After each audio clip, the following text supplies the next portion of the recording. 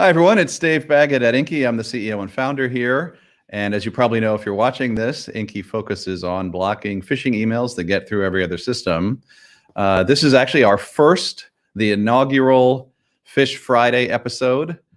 And I'm really happy you could all join us. Today, we have Bukhar Alibe, who is an employee at Inky, and he is our data curator. He also is on the front lines of looking at all the phish that people report from the field. All of our customers are companies, and we get reports from their end users, and so Bukhar looks at those. And today we're looking at, in particular, COVID-19 phish. I was interviewed a couple of weeks ago on Marketplace by Scott Tong, and I'll repeat one of the things I said to him. There's a special place in hell for people who send COVID-19 phishing emails, but obviously the attackers know we're all busy now, we're all working at home, we're all worried, and they're using this to exploit us and send these COVID-19 themed phish. So welcome, Bukhar, to the very first Phish Friday. Happy Friday. Thank you all for joining us. And I think what we should do is just dive in. Now, what we've done is we've taken a sample of these phish that have gotten reported, and we've got screenshots of them. We'll analyze them each in turn. We've redacted the PII from them by blurring them out, but other than that, we haven't made any changes to these. So these are all real COVID-19 phish, or corona phish as we call them, that we've caught in the wild. So let's dive right in.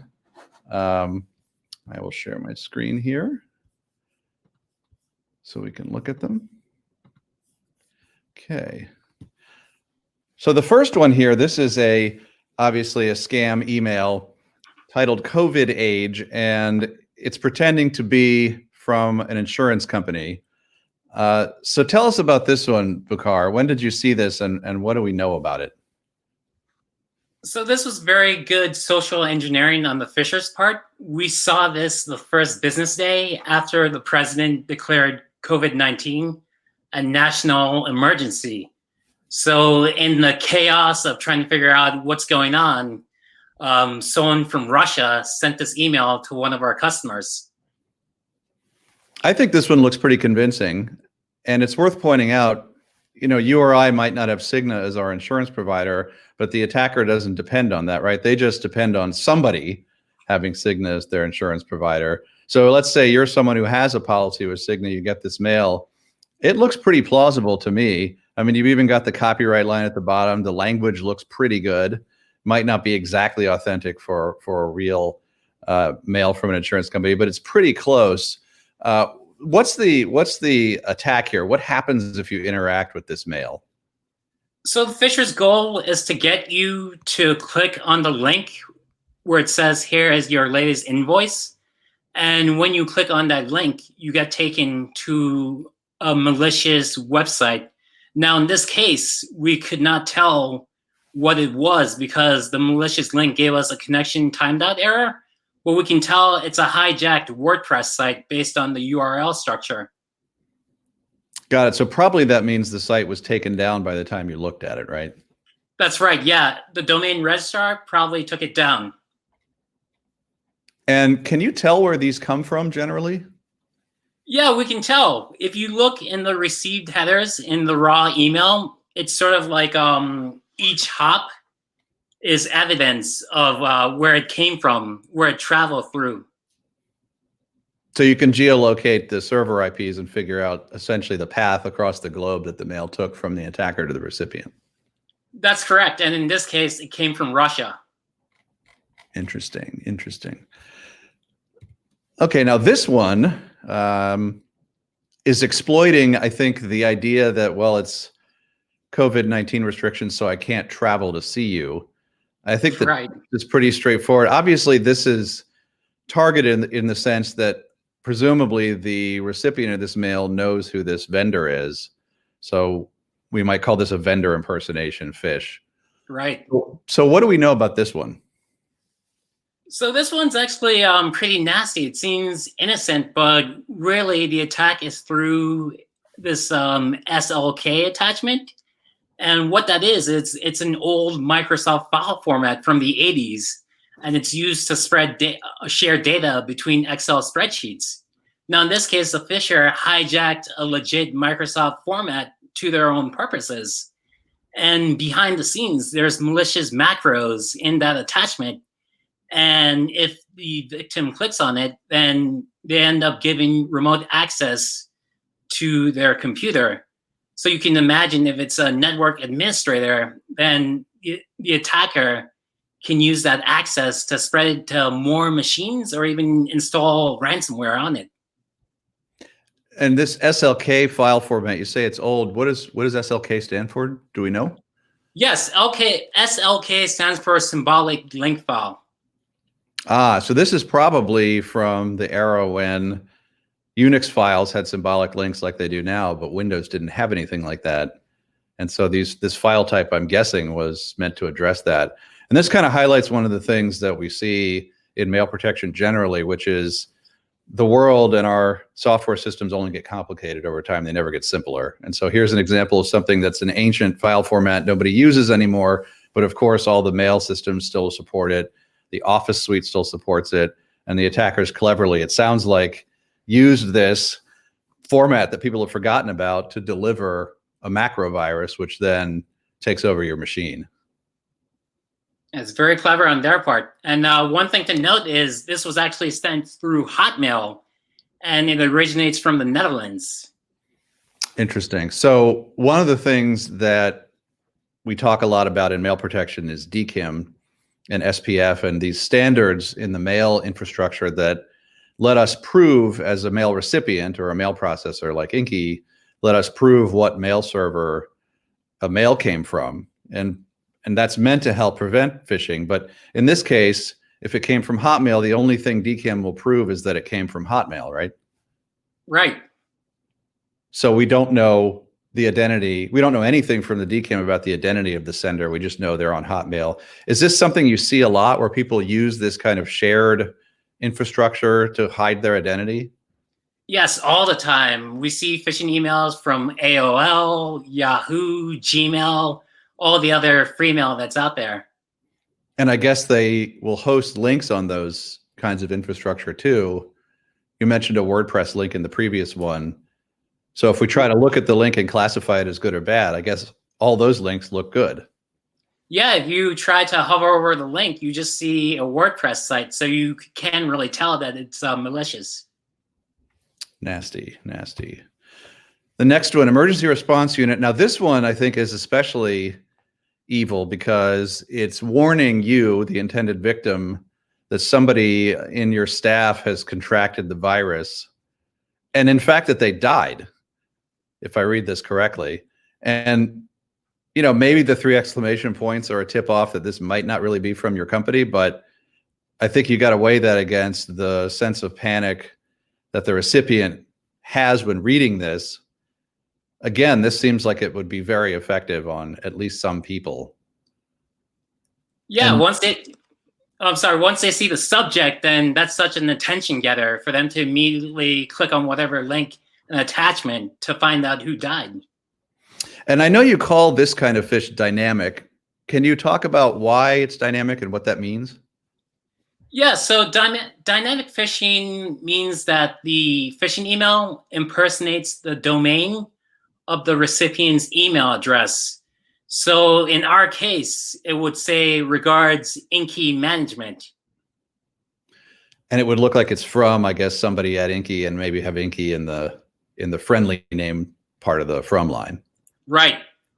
So it's I guess driven from a template, almost like a mail merge, where the attacker is going to send out millions of these messages. They send the same core message to everybody, but then they've got spots that they can fill in, almost like Mad Libs, where they fill in the target victim's company name and maybe even their CEO's name. We've seen cases where people are using the names of the CEOs they get off LinkedIn in these targeted attacks, which of course makes it look a lot more realistic. So how does this one work? What are they trying? Can you tell what they're trying to get the victim to do and how they're trying to exploit the victim here? Yeah, so they're trying to get the victim to click on that HTML attachment. And once that's clicked, it opens up a fake Microsoft login on the victim's local host. And the attacker's goal is they want the victim to enter login credentials and then those credentials get sent to the phisher's email address. Okay, so this sounds elaborate in the sense that by localhost, you mean it's almost opening in a browser, but the server effectively in that case is not an internet server. The page is literally being hosted on the victim's own computer. Is that right? Yeah. So then this page comes up, which looks legitimate, which is hosted on their own machine. So therefore that can't be taken down. It's not hosted anywhere. Now, did you look at what this code in that page is doing? I looked at the code, and the phisher was very smart. They encoded the JavaScript, so I couldn't tell what was going on. I just had to click on it.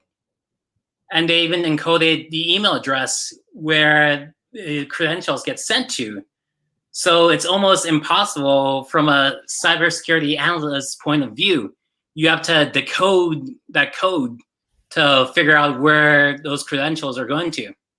So they've obfuscated the JavaScript code, which is running in that page they're hosting on the victim's computer, so that if you're trying to analyze that code to look for essentially what it's doing, they make that hard, is what it sounds like you're saying. Yeah. So this is sort of triply nasty because it exploits COVID-19, it's dynamically targeted, and it has techniques to obfuscate itself from analysts who happen to look at it. Yeah, that was a very good Phish. Now this one, the layout's a little funny, but certainly that logo looks realistic. This one is, again, trying to worry the victim that, hey, we're seeing cases in your city, so click through here and read about the latest update. And what do we know about this one? Did you look to see what happens if they click through that read on link? Yes, so this was very clever. The malicious link goes to whoint.us, which is very confusable with the real WHO website, which is who.int. So they've registered. So the real World Health Organization domain is who.int. I guess .int is for international organizations like the UN. Right. So who.int is the real World Health Organization site. And what the attacker's done, you're saying, is they registered whoint.us. And I guess if you're an attacker, you could just register whatever domain names you want, right? There's nothing stopping you from registering something that the victim might confuse with a real legitimate site, right? There's nothing stopping you as long as you have the money to pay. And is this expensive to do this? I mean, I know we see a lot of these fake domains and we run scans for them. Is it expensive for these attackers to set these up? So this was actually created with a Namecheap, their registrar, which is very cheap, that you can tell by the name. They offer domains for like 99 cents, and you can even pay in Bitcoin, which makes you untraceable. Oh, interesting. So they're the perfect registrar for phishers. Right. Great. And so did you try clicking through to see what happens? I clicked on it, and fortunately, that website was already taken down. Got it. So I guess we see this a lot where the first time something arrives, the site will be active, and then eventually it'll get reported through enough channels that someone will go take it down, whether it's the hosting provider or the registrar. Could you tell who took it down in this case? Yes, it was the registrar that took it down, because when you do a dig command, it's basically a network tool.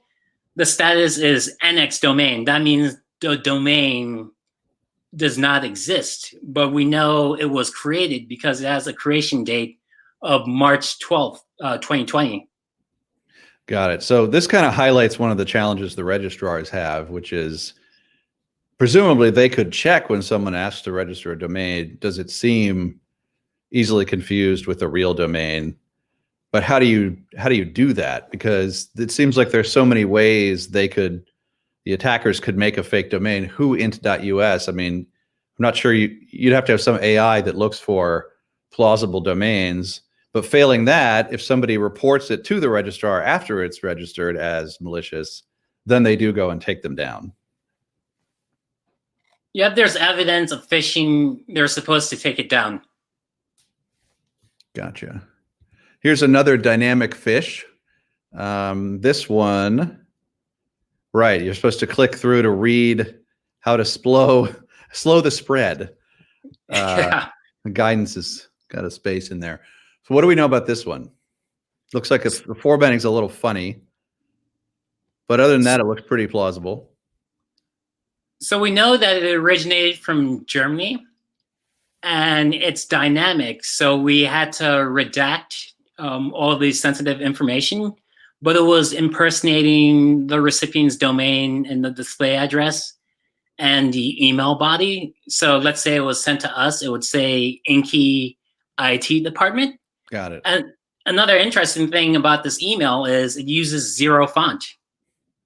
Oh, so let's talk about zero font. So for those who don't know about zero font, it's a one of a range of tactics that the attackers are using now to fool the secure email gateways.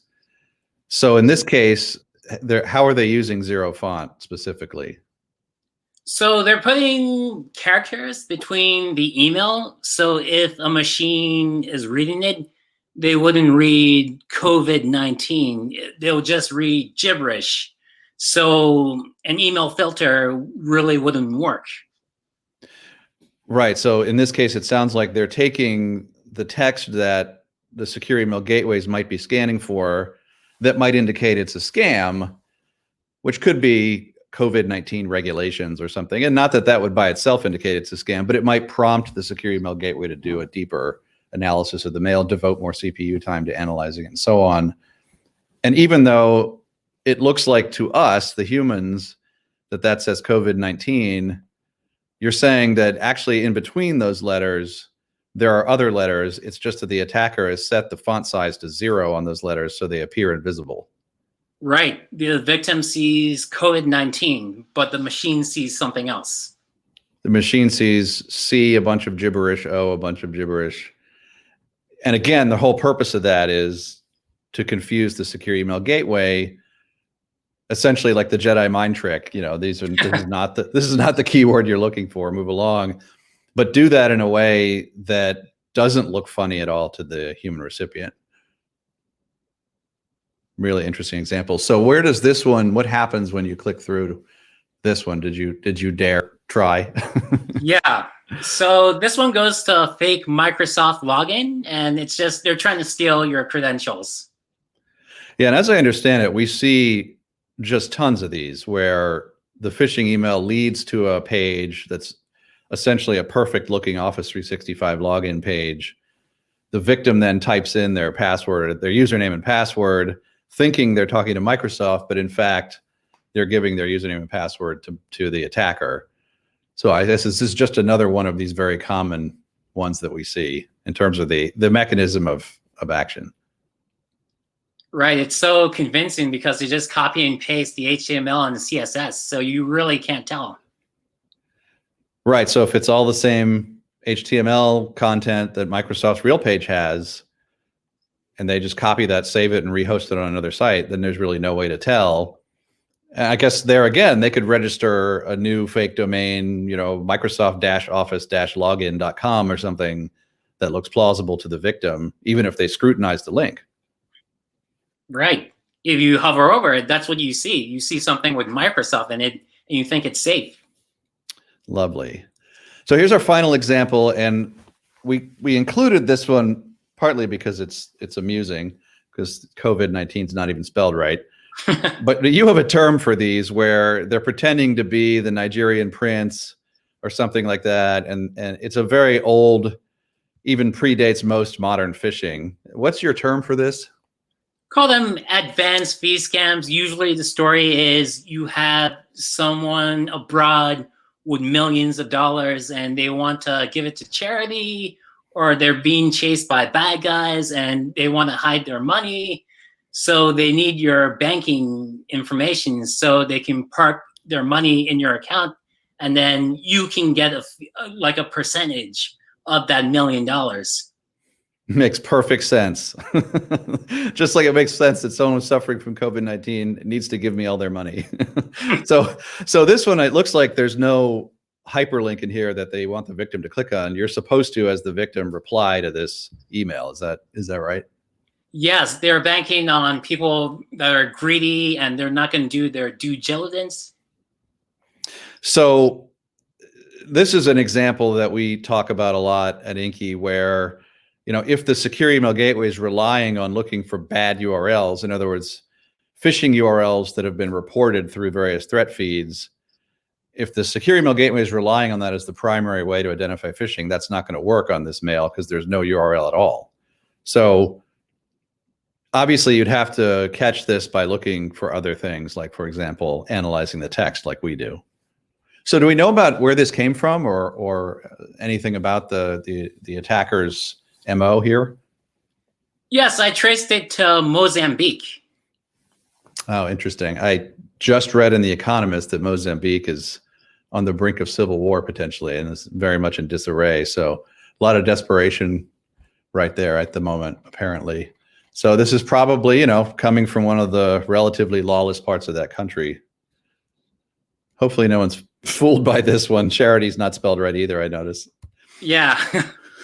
So finally, I wanted to show everyone what we're doing here at Inky to try in our own small way to help people in this really difficult time. We rolled out this yellow banner, and in general, Inky puts color-coded banners on emails to help end users understand the potential risk of the mail. In this case, we trained a new model to recognize text indicative of not phishing, but COVID-19, indicative of coronavirus, you know, things that are discussing the topic of coronavirus or COVID-19. And when we detect that, Inky adds a banner like you see here, which gives the end user specific guidance about, hey, this is, we're not saying it's a scam, but just be aware there are scams.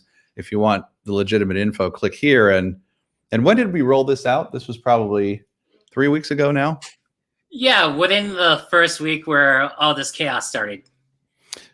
Got it. And so this started going out to people, all of our customers, and showing up in their end users' inboxes on all the mails they got from vendors like this. This is a real Bank of America mail. It's not a Phish, to warn them. And, you know, it's important for people to know our customers are companies. And so the companies in this case can customize what this text says. So they can put in whatever text they want, and they can also put a link in to go wherever they want. It doesn't have to be the CDC website like here. This is the default. So the company could customize it to take the user to their own internal page on coronavirus with the work from home policy or whatever, and provide their own authoritative information. Or if it's a Canadian company, they could send them to the Canadian PHA instead of the CDC. So this is an example of something we do at Inky to give users almost just-in-time training about specific emails they're receiving. And I thought it'd be useful for people to see that. Well, I think we're coming up on the end of our time here. So I want to thank everyone for joining us today. And thanks, Bakar, for giving us all this incredibly interesting insight into these real phishing examples. And I hope you'll all join us for the next episode of Phish Friday. Keep an eye out in your email for notice on when that's coming. In the meantime, have a great weekend, and everyone stay well. Thanks very much.